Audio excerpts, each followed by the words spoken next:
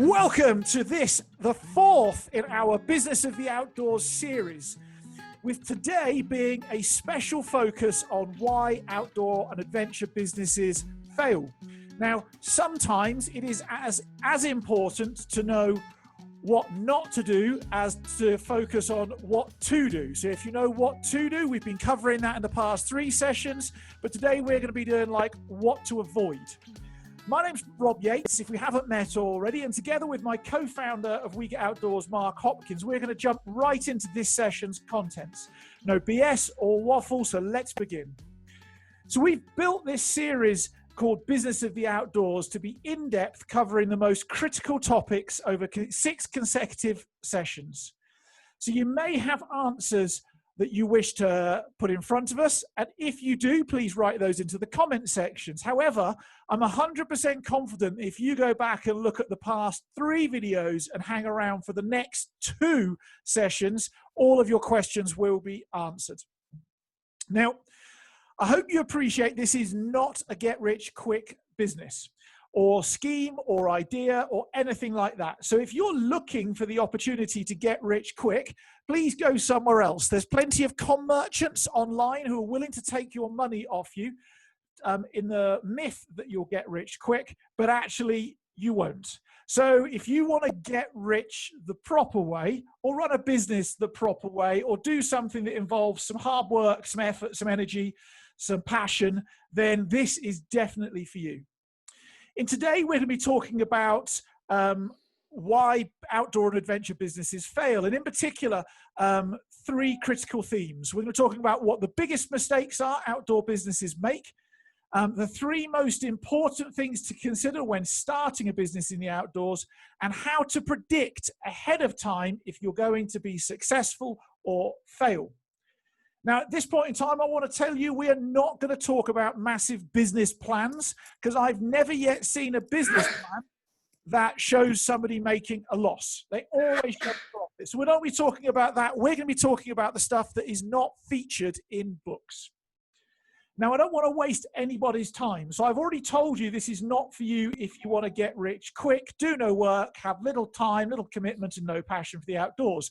However, if you are the sort of person who can only ever think about being in the outdoors, if you're the sort of person you love the outdoors, maybe you're curious and seriously curious about starting your own outdoor adventure business in the future, or maybe you're really committed to building the ultimate lifestyle for yourself and your family's future and are willing to work smart, hard, then this is definitely for you. Now, sensible people at this point in time will be asking the question, who's this Rob and who's this Mark guy, and why should I listen to them? So before I jump into the main content, let me tell you a bit about me, and then I'm going to hand over to Mark for him to tell you a little bit about him. So I started working in the outdoors age 16 as a part-time instructor at an outdoor centre. And I've done since then every job in the outdoors, from working from a part-time seasonal instructor all the way to being the director of a chain of adventure sports centres that put 25,000 new people in the outdoors every year, through to owning my own outdoor businesses and selling them and so forth. Linked with that, I've completed expeditions all over the world, doing some stuff that people will call crazy and I call fun. I've trained over 3,500 coaches, guides, and leaders across Europe, the United States, and Africa. And I've spent just over 1,500 nights in the outdoors on expeditions and trips, personally sleeping under canvas. So that's a bit about me. Mr. Hopkins, welcome to the webinar. Let's hear a little bit about you and your experience and life in the outdoors.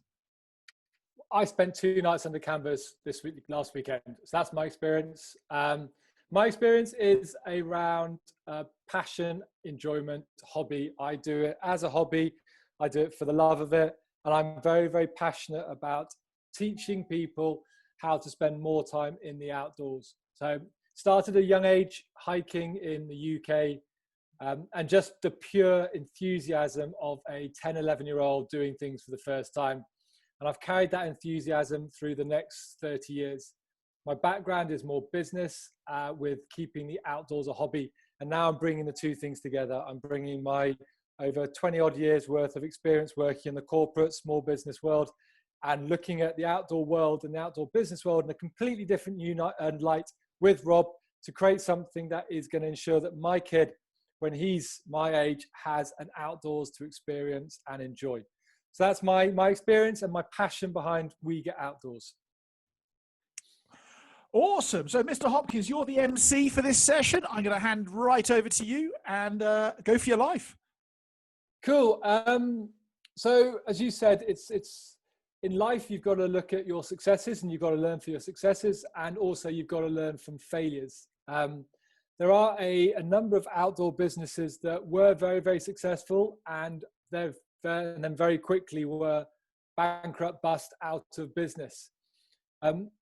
Just with your experience of obviously working in the outdoors, coaching outdoor business owners, and having your own outdoor business, which was very successful, what do you think are some of the biggest mistakes that outdoor businesses or outdoor businesses owners make? I think the number one mistake that we've all made, and I'll put myself in this as well, because originally I made it, is we sell what we want to sell as opposed to selling what the customer wants to buy. I think that's fundamentally is the biggest mistake. Now, here's the other thing with this, Mark, is that what you want to sell and what the customer wants to buy is often very close to each other. There's often only like a 20% deviation or 25% deviation from what they want to spend money on and what you want to give them. However, unless you give them what they want to buy, they're never going to purchase it.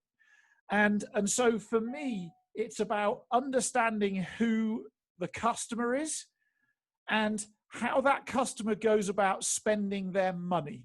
Because ultimately, if nobody's willing to spend their money, then you don't have a business. You have a not-for-profit or a charity, which is fine. Like, they all have a place in the world. But for me, business is a thing of solving people's problems and making some money, which I can use to have the lifestyle that I'd like to have. So I think selling the customer what they want is the very, very, very starting point that most outdoor businesses fail at.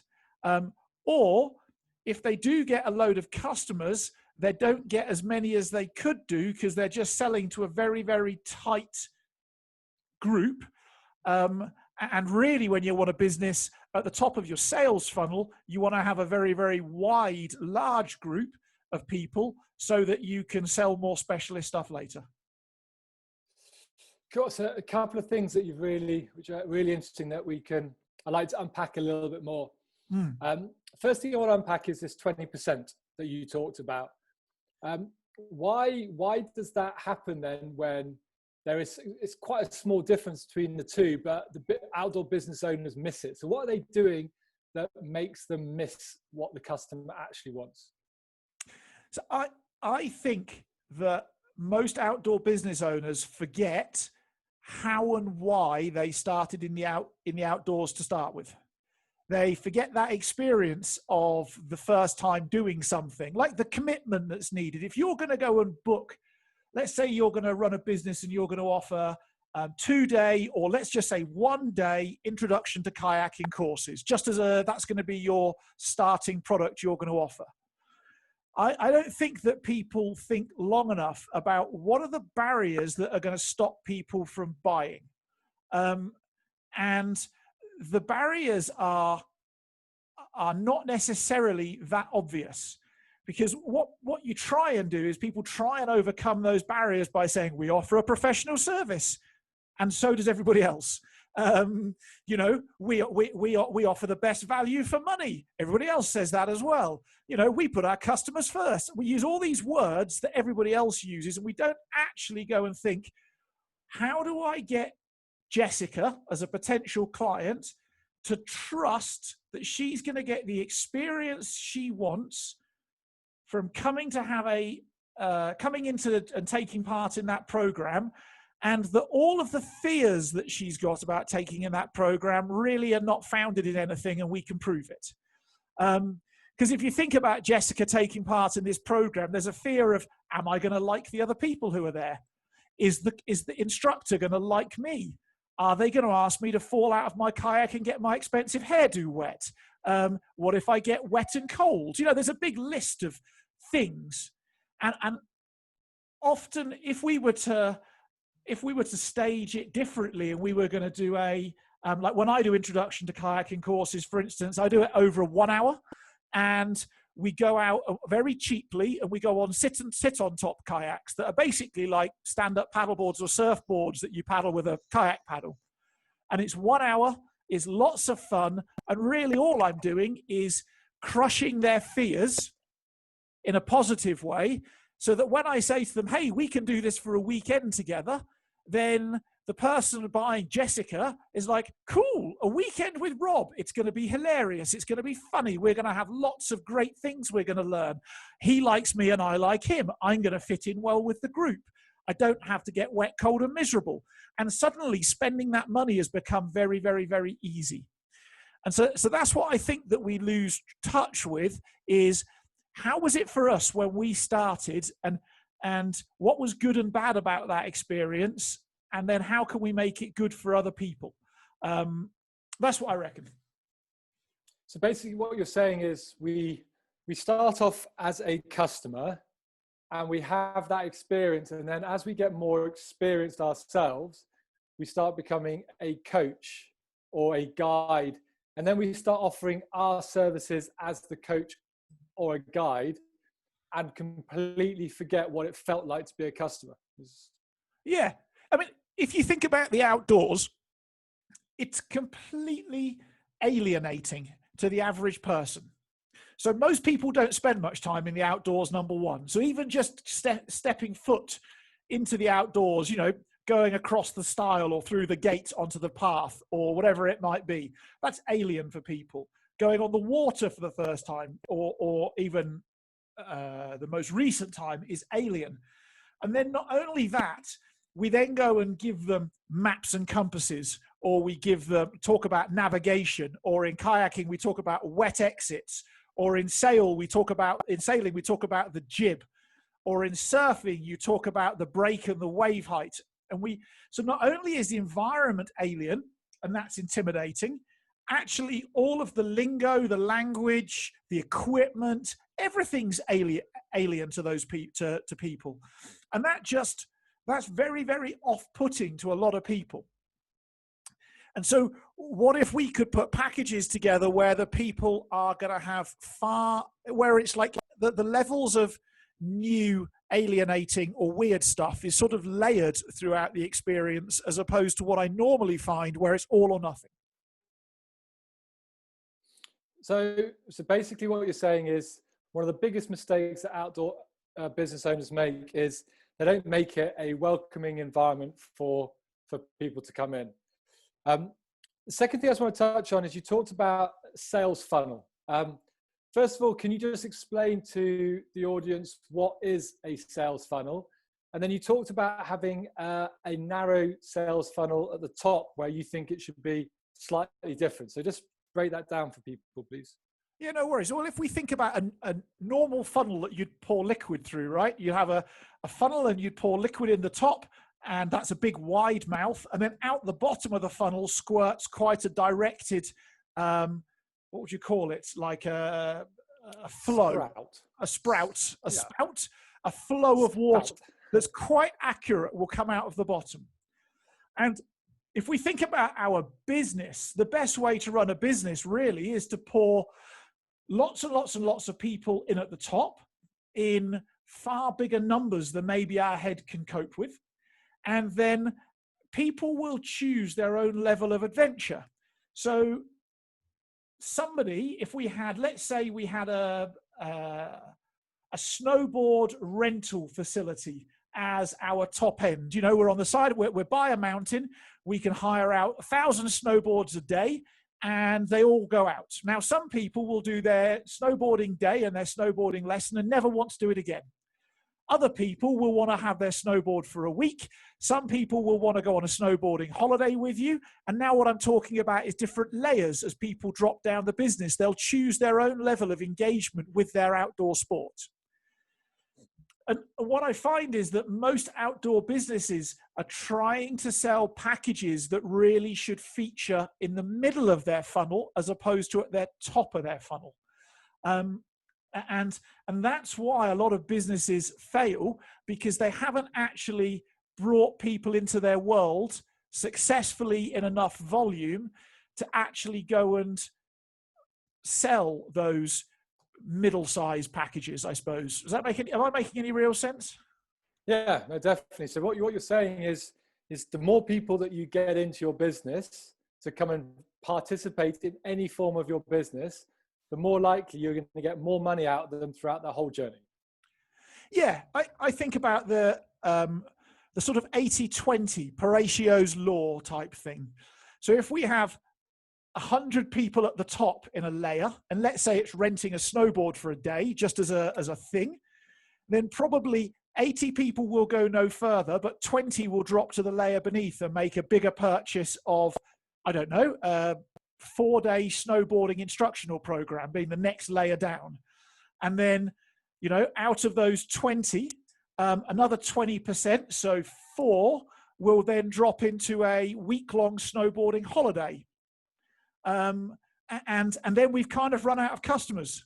We might get one customer who wants to do the next thing down, which then says that actually the top of the funnel was actually too narrow, because we can't sell our premium products because we've only got one customer to sell it to. And I don't very often find premium products that you can sell just to a person. Do you know what I mean? You need 3, 4, 5 people. So we need that rental figure to be far, far, far bigger, so we can start playing with that 80-20 ratio. Cool. So 2 big ones that we've talked about, obviously, is really putting your customer and understanding what your customer wants and putting yourself in the shoes of the customer.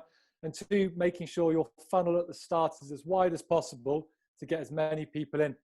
There's obviously a big third thing that the businesses really struggle with in all industries, and that's competition. And that obviously drives a lot of businesses out.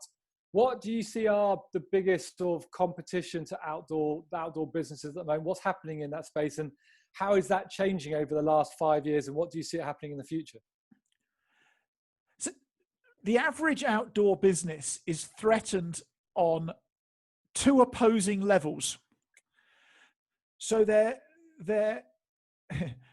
ironically threatened by the new startup. The business that's a year to 2 years old, that's got a 26-year-old person who set it up, who's not married, doesn't have very much debt, doesn't have a mortgage to pay or a house to pay off. That person who's super enthusiastic and wants to do all the work themselves.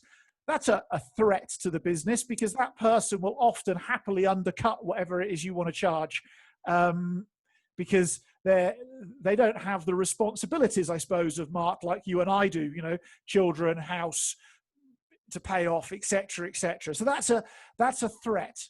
And I often say in the outdoor business world, like, you have to stay very small, one-man band, or then you have to decide to go big or go home. There isn't actually any middle ground, because 3 or 4 one-man band businesses will actually consume all of the customers of a medium-sized business. So I think that's a big threat to those businesses. And on the opposite side of that is your very large, like an REI, for instance, that sells huge amounts of kit in massive stores all the way throughout North America, but equally has their own instructional programs as well, with tens or if not hundreds of thousands of people they can comfortably sell to.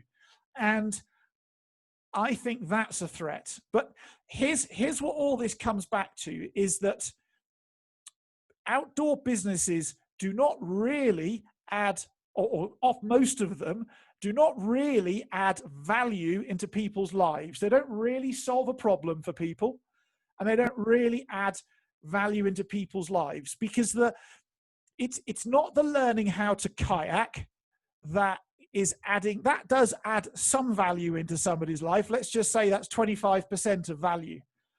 But actually there's another 75% that if we get that value right, the people won't leave your business because they're loyal to you because of that other 75% you offer them.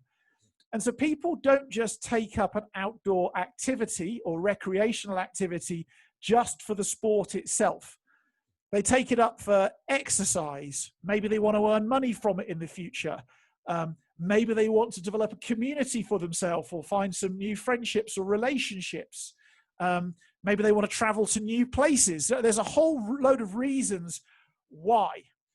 And so that's the secret sauce, is to understand that the kayaking that you teach in this instance is really only 25% of the whole. And there's actually, if you want a successful business, there's a 75% that you need to take account of. And it's nothing to do with the kayaking, the rock climbing, the bushcraft, or anything else. It's like subsidiary benefits. And when you source and get those subsidiary benefits right, you create a loyal following and tribe and community who just want to stay with you. And that, interestingly, if I was to do an audit of outdoor adventure businesses, I would say that in 95 to 99% of them, they are missing the 75%. They're quite competent at here's how to light a fire on a bushcraft course, or here's how to boulder on this rock, or here's how to get off the shore in this sailing boat. But you have to understand that that's only the 25%. And that's, I suppose, why you can lose customers, because if you only do the 25%, you can just go to another sailing provider and go and have maybe a cheaper sailing experience, because the provider and the business has missed the trick. I think that's such a golden nugget, because again, if you think about it as a customer of any industry, it's not often that you will tell your friends around the details of what you experienced. You'll tell them more about how you felt during it, or what benefits you got out of it. Like, as an example, I've just got myself a new Garmin watch, and I use it for the first time this weekend. Like, I'm not going around telling everybody about, you press this button and this thing's happened. I'm telling you about the experience and the fun it happened, and the fact it aligned to me taking my son hiking and all that kind of stuff. And I think it's an absolute golden nugget for people to think about and listen about, and always finish off every single course, every single engagement with a customer by be able to answer this question: is what's the one thing that they're going to take away from this that they're going to tell everyone about? And like you said, it's not going to be the technical part of the course. I think that's such a cool. So I just want to, before we move on, I just want to recap a little bit, because I think what we've given the listeners is 3 really important things to consider when starting your outdoor business. One is to actually understand what the customer wants and needs from you. 2 is to really think about a wider funnel as possible as to start. And 3, it is to really clearly articulate your differentiator and focus on the 75%. I think so. If Rob, I don't know if I've missed anything, but if you were starting off an outdoor business and you were asked what the top 3 things I need to consider when starting it, would those be the 3, or would there be other ones that you'd want to get them to think about? I think those are the 3. I think having a proven pathway to follow, that's quite useful, and having a mentor, that's very useful. But I've got a great analogy, Mark, for people about when they're thinking about starting up an outdoor business. So I'd like you all just to imagine for a second that it's your birthday, and somebody turns up with a present for you. And there's a card taped to the outside of this box. And the very first thing you notice is that the card on the outside of the box says "To Jessica." Now, if your name is Jessica, it actually says "To George," but it's not your name on the card on the outside of the box.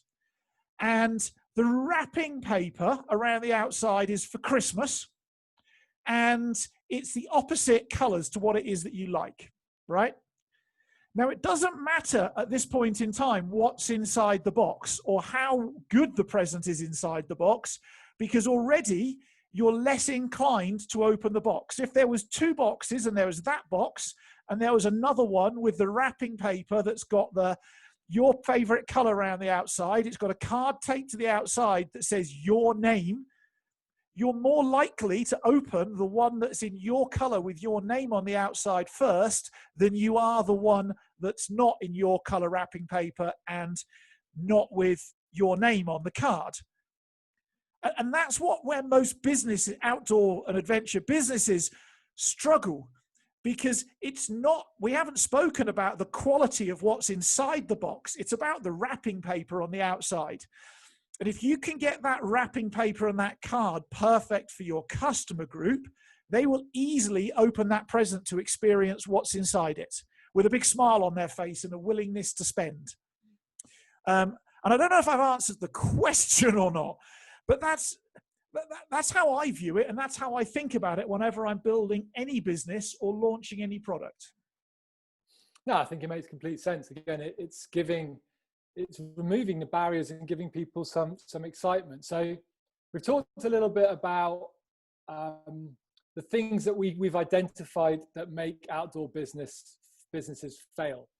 But sometimes, as we both know, when you're inside the bubble and you're working in the bubble, it's very easy for experts like yourself and sort of people with business background like myself to be able to point these things out. But sometimes it's a lot harder when you're in the mix. So what are the signs that current outdoor business owners should be looking for that either says that they're on the right trajectory or they're going down a very slippery slide? What things should they be looking for?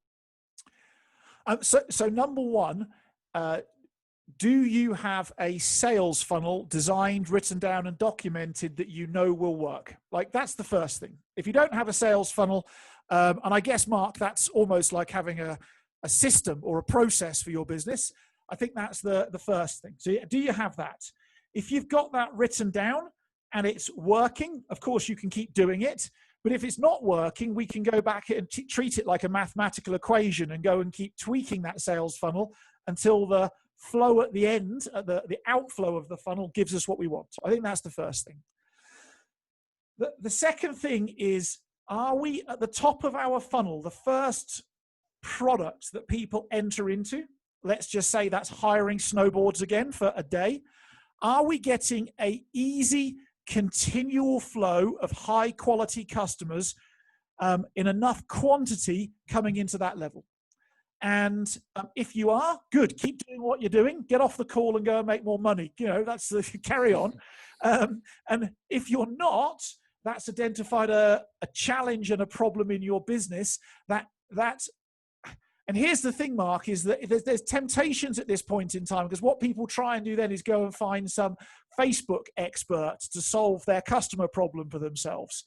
And I'm going to tell everybody now that there isn't a Facebook expert out there who can solve that problem for you, because it's not a Facebook or marketing problem. It's a business and packaging problem. So are you getting a consistent flow of customers into the top of your funnel easily, who are not objecting to price? I think that's a flag you can think about.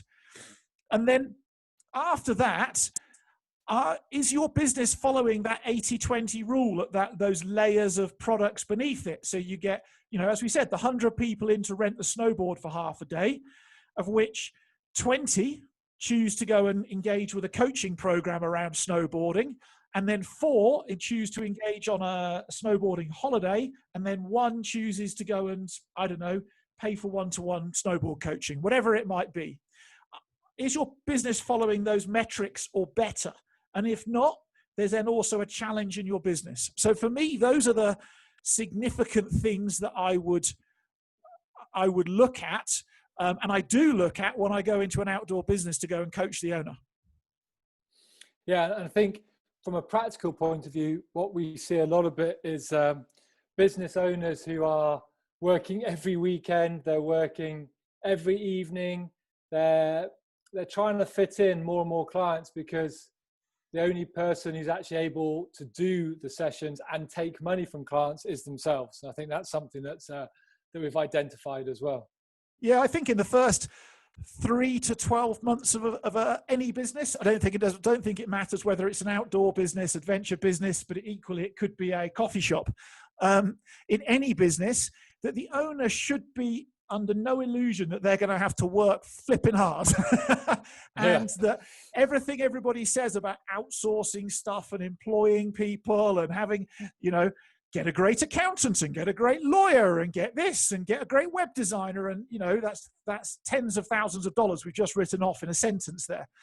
But I do think after that 12-month window, if you're still in that position where you are the cleaner, coffee person, bookkeeper, booking officer, instructor, kit maintenance person, health and safety officer, so on and so forth. Oh, and the clown at the kids' birthday parties, because you'll ultimately do some of those.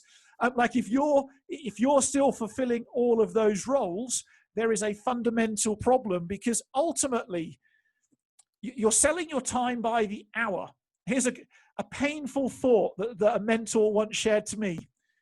She said to me, how much do you charge by the hour for your kayak coaching? And I gave a price. And she went, well, that's very good. You'll be one of the best paid kayak coaches on planet Earth. And I'm like, yep, that's me. And then she said, and how many hours in a week do you coach? I gave her a number. And then how many hours in a week do you work? And I gave another number, and she promptly went and divided what I earned by the hour when I was coaching by 4, because of all the extra hours I spent web design, bookkeeping, fixing kit, driving to and from the kayaking venue. The list just goes on. And actually, I became one of the worst paid kayak instructors on planet Earth, like immediately. And so if you're trading your time for money, I reckon that's another indicator of this isn't going in the way it should be. Now, I have to put a caveat in there, Mark, because not every outdoor business owner wants to go and scale and build a real business. A lot of people just want to be 1 or 2 man bands where they do everything, and they are happy to work the weekends and the evenings. And that's perfectly fine if it's you. But equally, there's not a lot of forgiveness in that 1 man, 2 man band model. You dislocate a shoulder, you can't teach almost anything in the outdoors anymore. You actually are quite heavily at risk in that context. Whereas if you've got 15 or 20 people delivering for you, if you break your ankle, well, one of your employees can drive you to work. You've got instructors who are teaching for you. Do you know what I mean? You've actually got some flexibility and a safety net underneath you. Yeah, I think that's such a key insight there. And again, what we're talking about, I think people shouldn't listen to this and go, this is a one size fits all failure or success. These are themes that we've picked up over combined 40 years of business and the outdoors that we really see as big differentiators, that if you get right, flips this whole conversation on its head to be the business owner that in year 1 brings in $90,000 profit, in year 2 up to sort of $250, by year 3, year 4, you're looking at $450,000 of profit. So it's about how do you take all these challenges and things that people make mistakes and actually flip that into a really successful business. Exactly.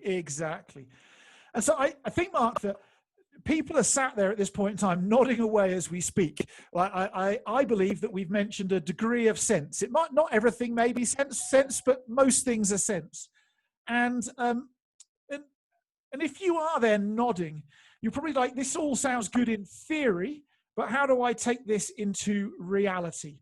And the reality is that you need to have some structures and systems in place to grow any form of business, be it a coffee shop or an outdoor business.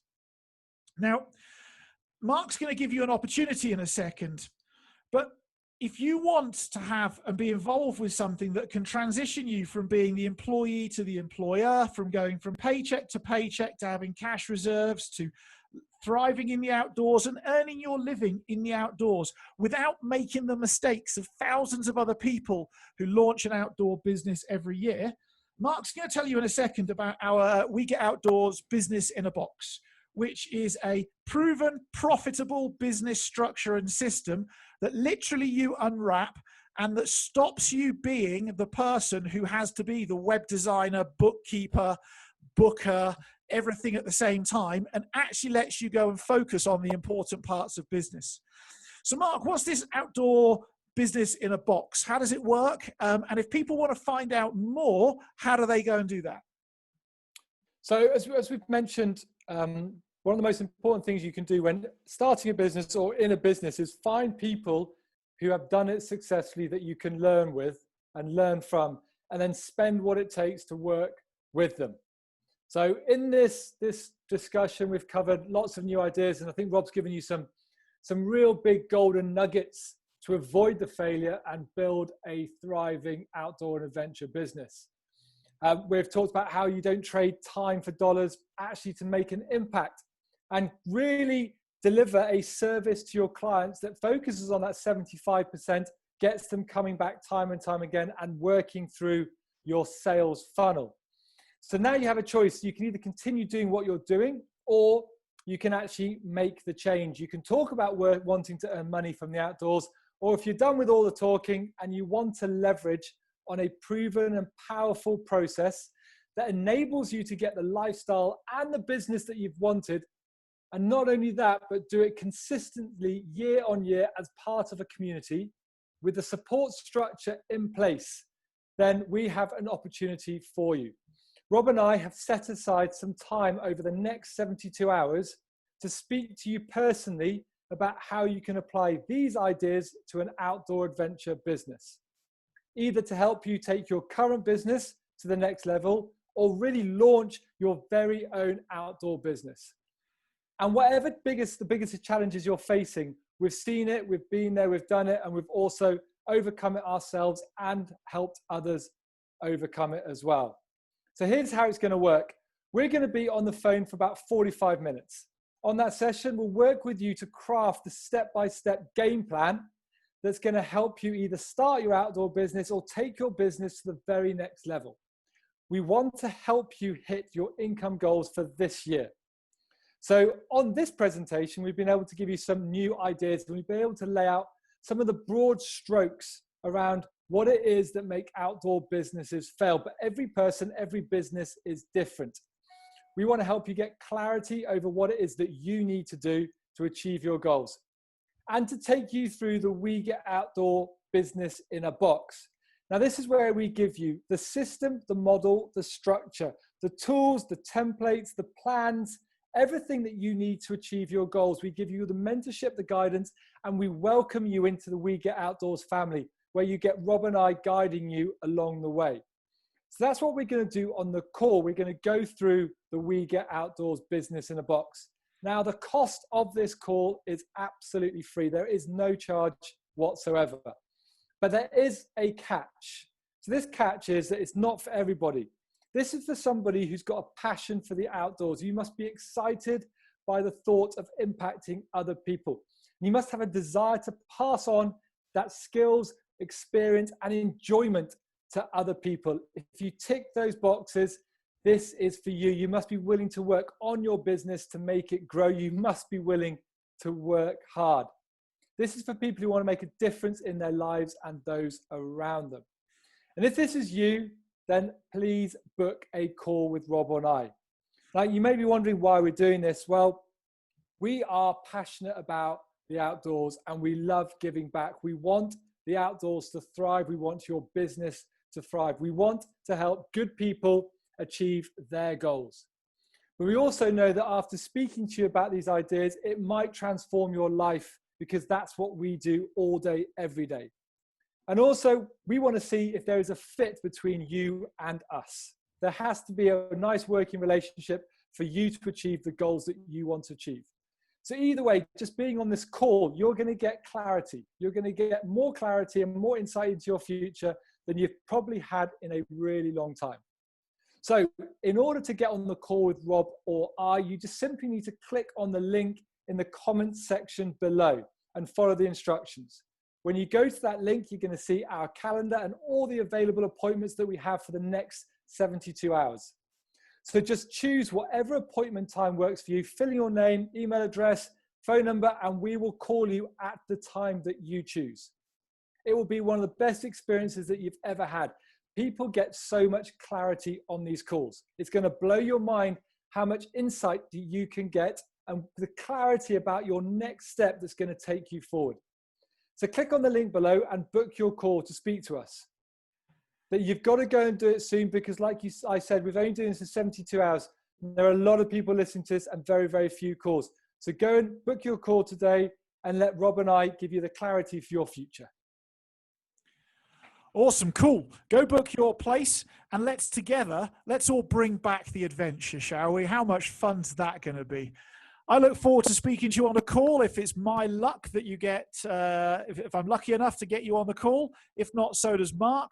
But go book that call, click in the link below, and we look forward to engaging with you on Zoom, because that's where it will happen, online. And if none of that's for you and you're still not sure yet, then that's cool. We have another webinar session happening, another training session happening next Tuesday at the same time as today. And I'm just trying to find out what it's called, but it's something to do with building an outdoor business. I lost myself in the script. There we go. So next Tuesday, how to become an outdoor business owner. There we go. How to become an outdoor business owner. So in that session, we're going to be going through what are the building blocks you need to go through to build that outdoor business and actually build it in a way that will be immensely successful. So if we don't see you online on Zoom, we'll see you next Tuesday, same time, same place, for how to become an outdoor business owner. Thank you for your time and have an amazing day further.